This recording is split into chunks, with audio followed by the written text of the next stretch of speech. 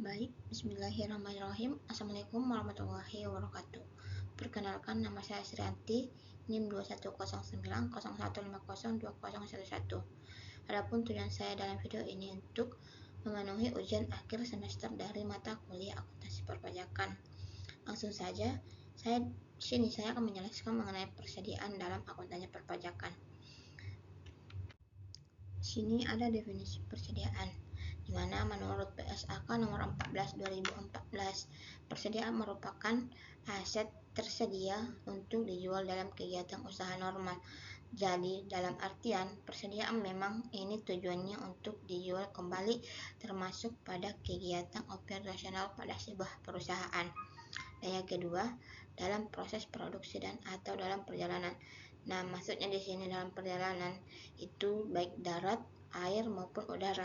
Jadi kepemilikan barang di sini bisa pada saat diserahkan barangnya ke pihak pengiriman, atau kepemilikan ini baru terjadi pada saat barang sudah ada di pembeli. Dan yang ketiga, dalam bentuk bahan atau perlengkapan untuk digunakan dalam proses produksi atau pemberian jasa. Nah, dari pengertian di atas dapat dikatakan bahwa persediaan merupakan aset yang dimiliki untuk dijual dalam kegiatan usaha normal dalam perusahaan dagang maupun dalam perusahaan manufaktur yang membutuhkan proses produksi. Nah, adapun definisi menurut para ahli.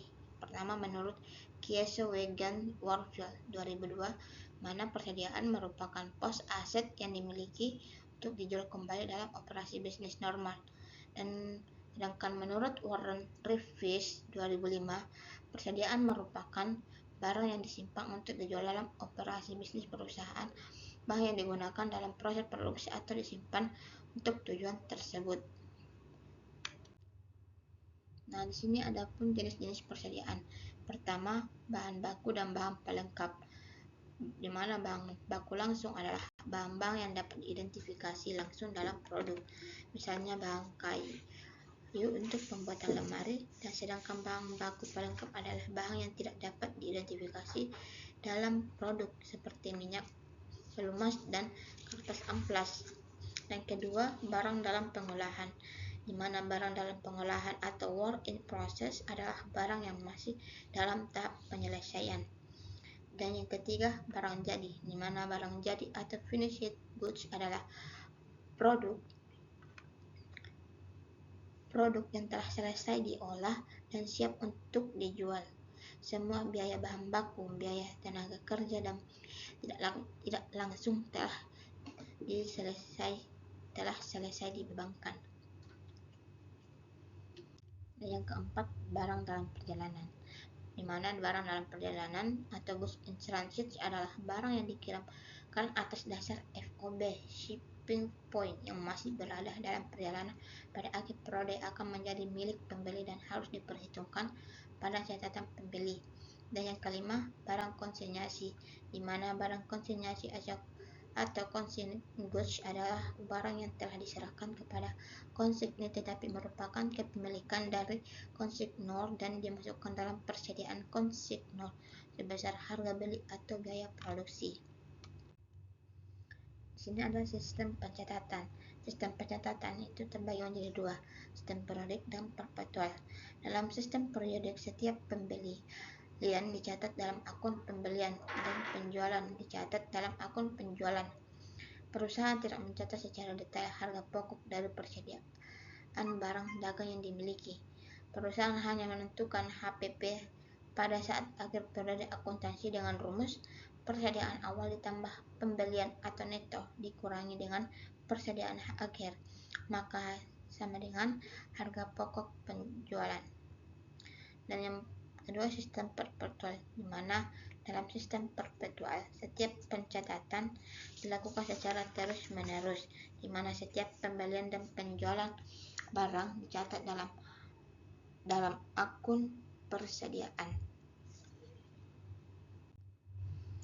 Nah, adapun sistem penilaian persediaan, di mana menurut Will dan Koch 2011, penilaian persediaan barang dagang dibagi menjadi 3. Di sini pertama, specific identification method, mana metode ini digunakan dengan cara mengidentifikasikan setiap barang yang dijual dan setiap barang dalam akun persediaan.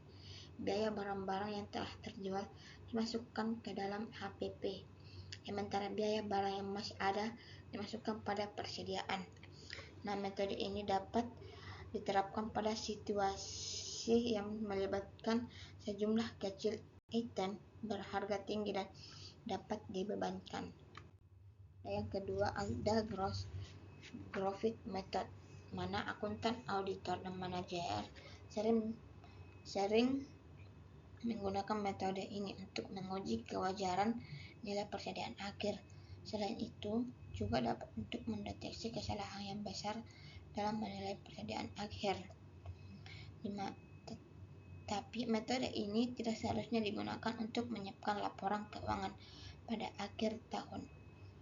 Yang ketiga ada retail inventory method, mana metode ini sering dipakai oleh peritel seperti pasar swalayan dan toserba untuk menaksir nilai persediaan guna penyusunan laporan perhitungan laba rugi atau untuk menentukan apakah terjadi kekurangan persediaan. Nah, anggapan ini yang dipakai dalam metode adalah bahwa perbandingan atau rasio biaya terhadap harga retail barang yang tersedia dijual selama satu periode. Syarat yang perlu dipenuhi agar metode ini dipakai adalah catatan harga jual dan retail setiap barang yang dibeli. Nah, adapun dalam perpajakan, dalam Undang-Undang Nomor 36 Tahun 2008, sistem pencatatan persediaan tidak diatur secara jelas. Selama sistem pencatatan tersebut dapat menunjukkan kebenaran pencatatan konsisten dan taat asas, maka ketentuan perpajakan dapat menerimanya. Sistem perpetual tidak menggunakan cara penaksiran dalam menghitung nilai persediaan. Bahkan pemeriksaan masih digunakan sebagai pelengkap. Dengan demikian, sistem ini tidak bertentangan dengan ketentuan perpajakan. Cara yang tidak sesuai dengan prinsip perpajakan adalah apabila persediaan dinilai berdasarkan penaksiran atau perkiraan. Nah, baik, sekian dari penjelasan materi dari saya. Kurang dan lebihnya mohon dimaafkan. Wabillahi taufiq wal hidayah. Wassalamualaikum warahmatullahi wabarakatuh.